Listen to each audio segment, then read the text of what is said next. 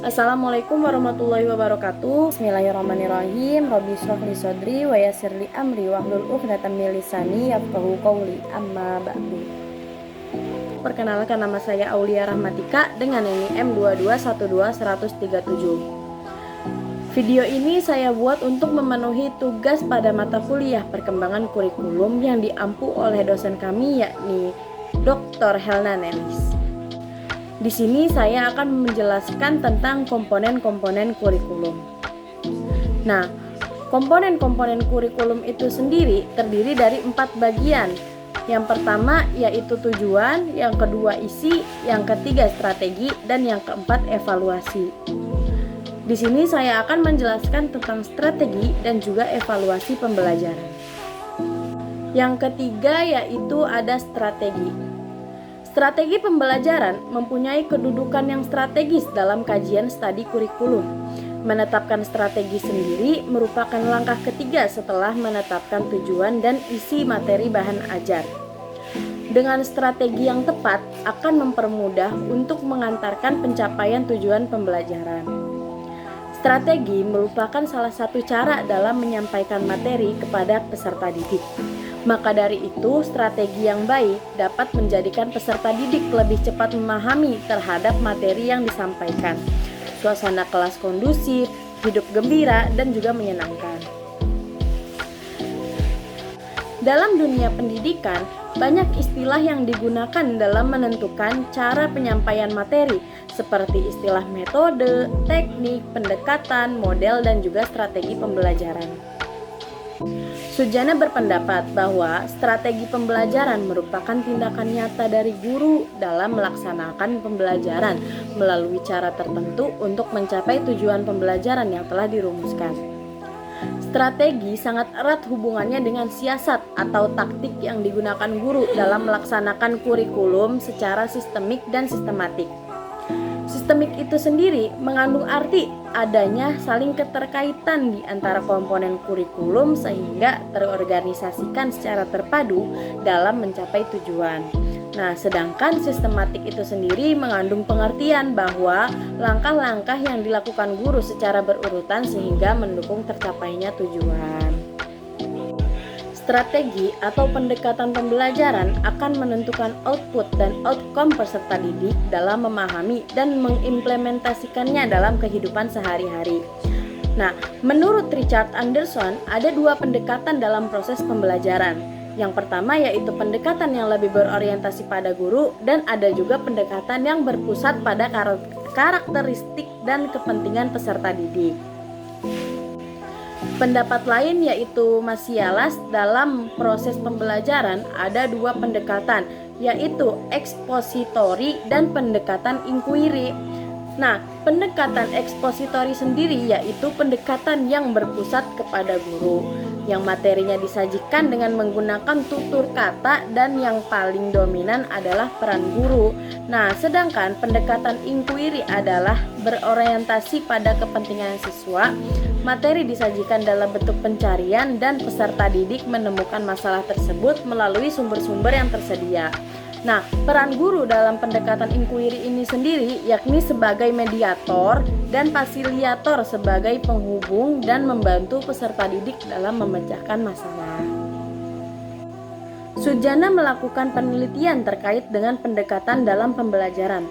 Hasil studi penelitian tersebut diketemukan beberapa pendekatan atau strategi pembelajaran yang dapat meningkatkan kemampuan berpikir tingkat tinggi di kalangan peserta didik.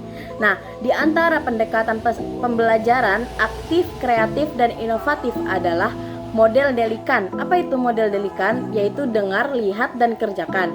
Nah, ya juga ada model problem solving, yaitu pemecahan masalah. Terus juga ada model induktif, model deduktif, dan model deduktif induktif.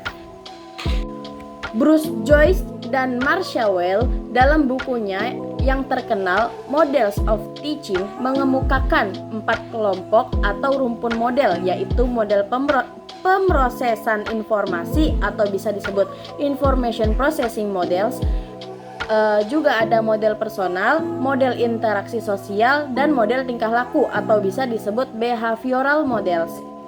Setiap rumpun model tersebut mengandung 6 komponen umum, yaitu orientasi, sinteks, sistem sosial, prinsip reaksi, sistem bantuan atau support system, dan efek instruksional.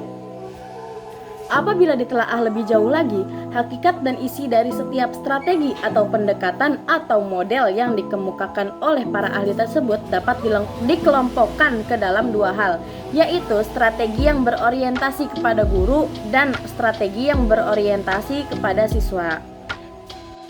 Strategi pertama berpusat pada guru dengan menggunakan pendekatan ekspositori. Nah, yang kedua, pembelajaran lebih berorientasi pada kepentingan dan kebutuhan siswa, sehingga siswa lebih aktif melakukan kegiatan belajar, terutama dalam mencari dan menemukan suatu hal yang diajukan dalam proses pembelajaran. Istilah lain proses pembelajaran yang berorientasi pada kepentingan siswa bisa dilakukan dengan model inquiry atau mencari dan menemukan masalah. Nah, strategi yang akan digunakan atau dipilih biasanya diserahkan sepenuhnya kepada guru dengan mempertimbangkan hakikat tujuan, sifat bahan isi, dan kesesuaian dengan tingkat perkembangan siswa. Nah, yang keempat yaitu ada evaluasi. Komponen evaluasi adalah komponen kurikulum yang dapat diperbandingkan, seperti halnya penjaga gawang dalam permainan sepak bola.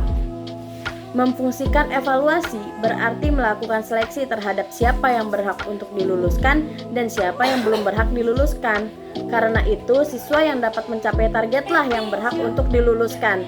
Sedangkan siswa yang tidak mencapai target tidak berhak untuk diluluskan.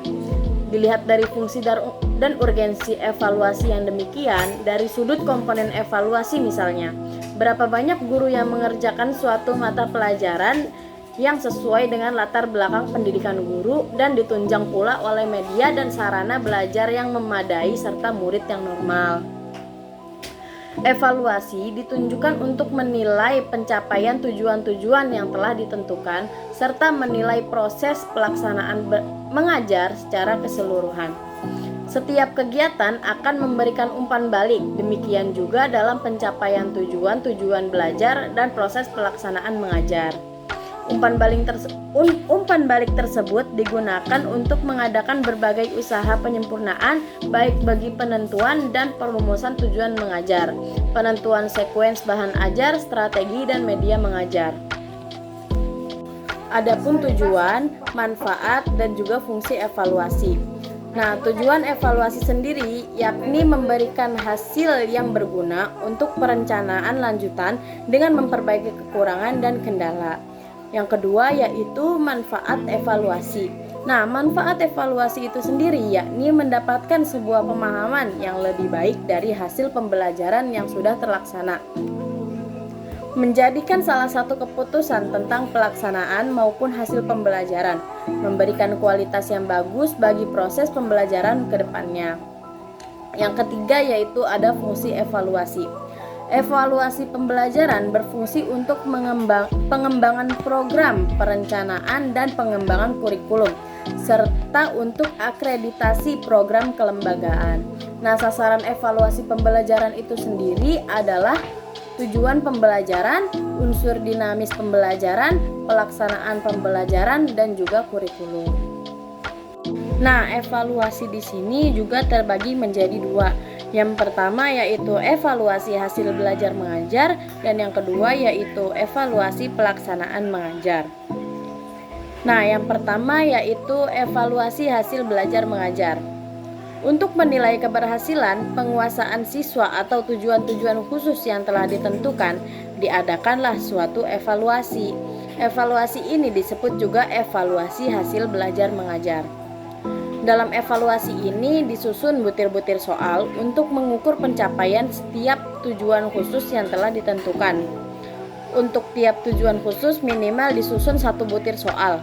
Menurut lingkup luas bahan dan jangka waktu belajar dibedakan antara evaluasi formatif dan evaluasi sumatif. Nah, evaluasi formatif itu sendiri ditujukan untuk menilai penugasan siswa terhadap tujuan-tujuan belajar dalam jangka waktu yang cukup pendek. Tujuan utama dari evaluasi formatif sebenarnya lebih besar ditujukan untuk menilai proses pengajaran.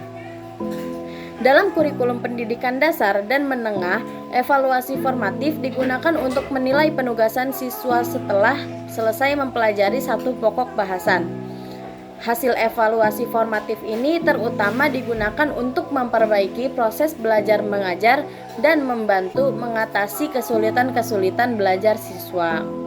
Dengan demikian, evaluasi formatif selain sebagai fungsi menilai proses juga merupakan evaluasi atau tes diagnostik.